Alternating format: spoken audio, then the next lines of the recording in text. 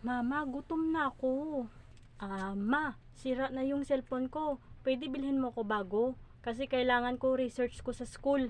Ma, kailangan ko pang bayad sa tuition fee sa school. Wag na kayo mag-alala mga anak. Maghanap ako paraan para makakapera tayo. Aalis na ko Dapat pagdating ko malinis ng bahay Opo ma, salamat. Mag-iingat ka dyan palagi. Jonalyn, pwede ako makautang sa'yo? Kahit 1,000 lang. Wala na kami makakain. Gutom na kami mga bata. Maghanap ako paraan para bukas babayaran na lang kita. Hindi pwede. Umalis ka na sa harapan ko. Nasisira ng araw ko. 'Di ba hindi mo ko pinahiram sang wala ako pera? Ang kuripot mo, Jonalyn. Ayos, may 50 pesos ako. Pwede ako makataya sa luto at pwede rin ako makabili ng pagkain. Tama lang, gutom na ako.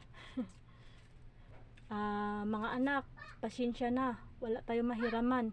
Huwag na kayo mag-alala. Maghanap ako paraan para makautang tayo ulit kay Ninang Mujuan. Sigurado yan makahiramin sa atin. Kasi mabait siya Ma, huwag ka na mangutang. May pagkain na tayo. Saan nang galing ng pera yan? Siyempre ma, sa akin. Akala ko wala ako pera.